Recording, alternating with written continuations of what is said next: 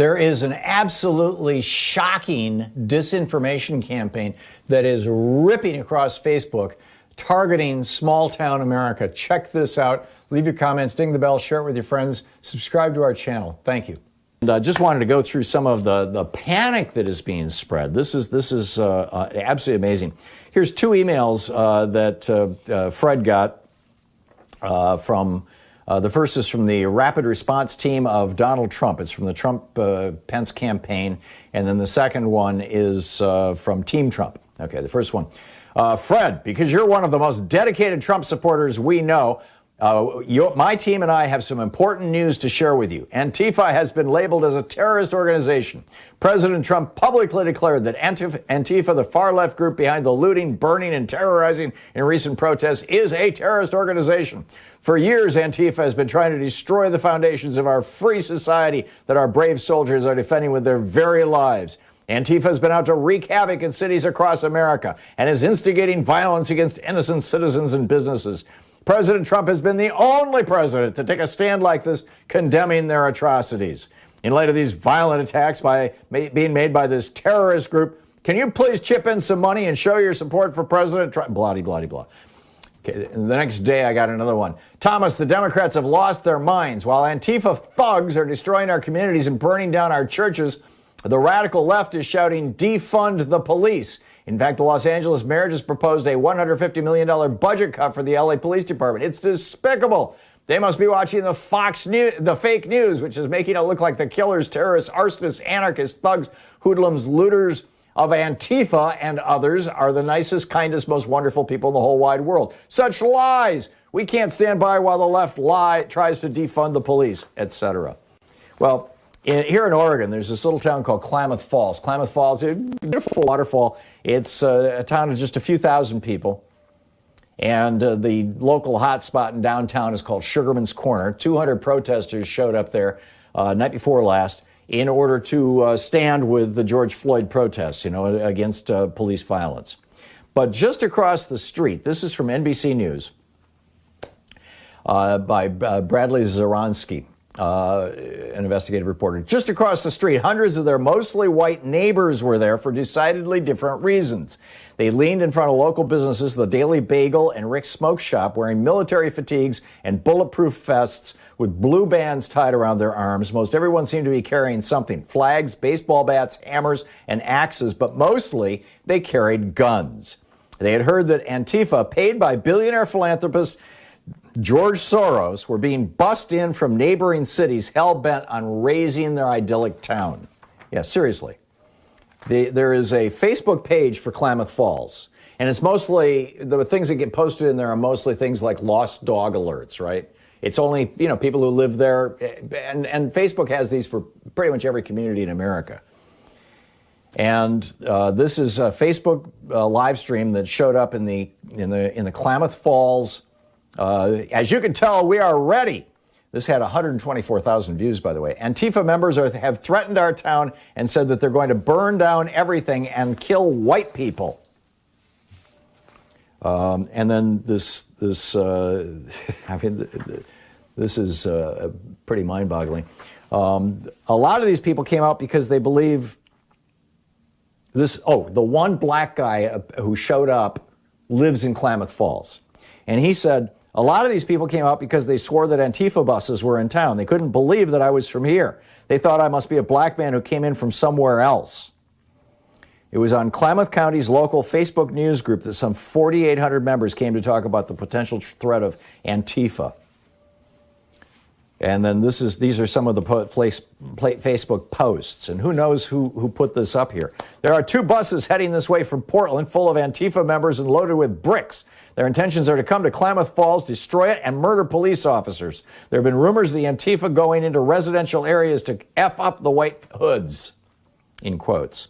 A direct message from Colonel Jeff Edwards, the commander of the Oregon Air National Guard's 173rd Fighter Wing, was posted in one of the groups. He wrote, quote, Team Kingsley, for your safety, I asked you to please avoid the downtown area this evening. We received an alert that there may be 2 busloads of Antifa protesters en route to Klamath Falls and arriving around 20:30 tonight. That'd be 8:30 tonight, the Post stated. Major Nikki Jackson, a spokeswoman for the fighter wing, confirmed that that was actually him. He says the alert was received from local law enforcement agencies here in Klamath Falls. Well, it turns out it's not just, and as the day went on, the town buzzed with talk about the incoming rioters. The Antifa buses became a kind of local scavenger hunt. Someone spotted an empty green bus at Klamath Community College. A white bus with Black Lives Matters and peace signs was spotted at the Walmart parking lot. A local recognized that bus as belonging to a local musician, but others didn't buy it. Someone reported a U-Haul in front of TJ Maxx. Now this is happening all over the country, right? In Forks, Washington, locals felled trees with chainsaws to block a road, fearing that a bus filled with Antifa was heading to town. Police and 911 dispatchers in South Bend, Indiana, were inundated with calls warning of busloads of people coming in off the toll road. Chicago Mayor Lori Lightfoot decried a, quote, concerted effort out there to misinform, end quote, after the city's police scanner repeatedly warned of Antifa buses on their way to town Saturday night. A post in Luzerne County, Pennsylvania Facebook group implored residents to protect yourselves, your family, and your businesses from a serious rumor about a group coming organized to loot and riot. What do we do when we are undermined from within or from without using social media, in this case specifically Facebook?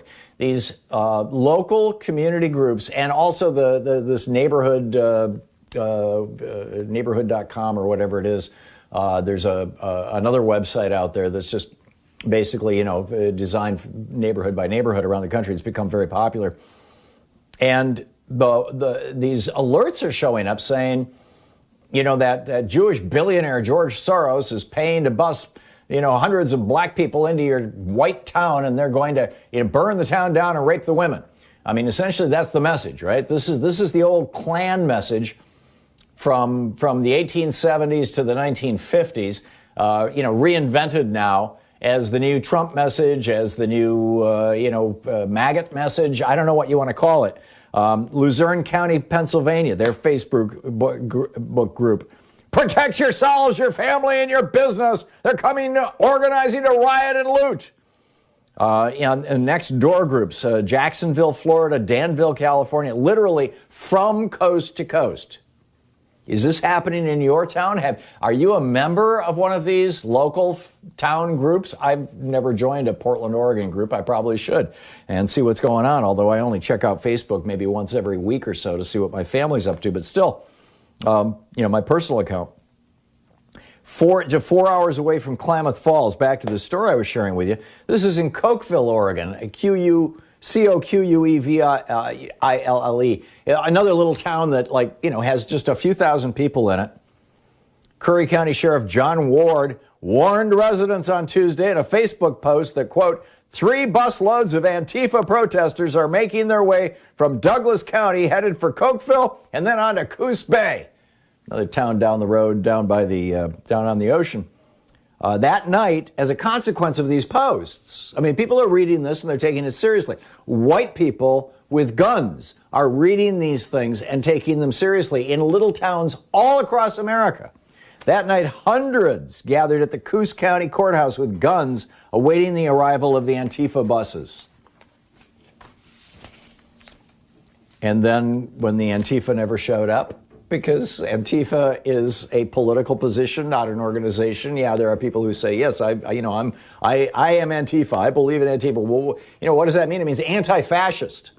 That was our army in 1945.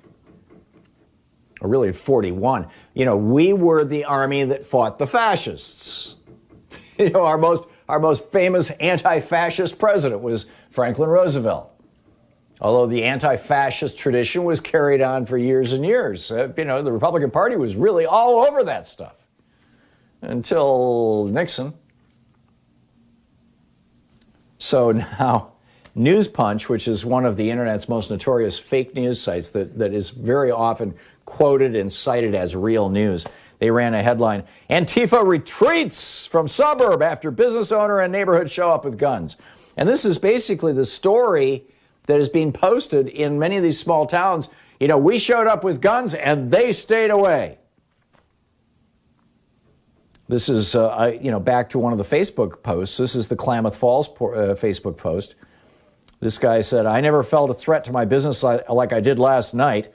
Antifa walked into a hornet's nest. It was like a sixth grade football team walking into the Oakland Raiders Coliseum to take on the Raiders. In other words, we stood up, we showed up with our guns, and those black people in buses paid by that Jewish George Soros never even stopped. And that post received literally thousands of likes and shares.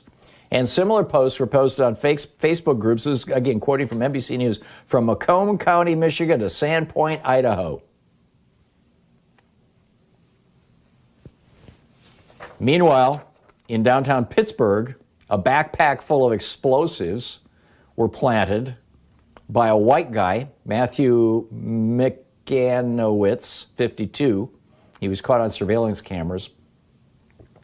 And then when they went to his house, they found more explosive devices and fuses and stuff. I mean, it seems to me like somebody's trying to start a civil war in America.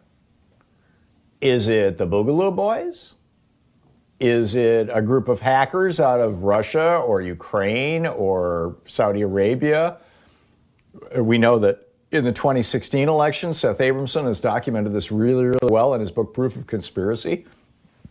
There were right-wing Israeli hackers, there were Saudi hackers, there were Russian hackers, there were Chinese hackers, there were from numerous countries who were posting stuff that would help Donald Trump get elected or hurt Hillary Clinton in the election in 2016, all over social media.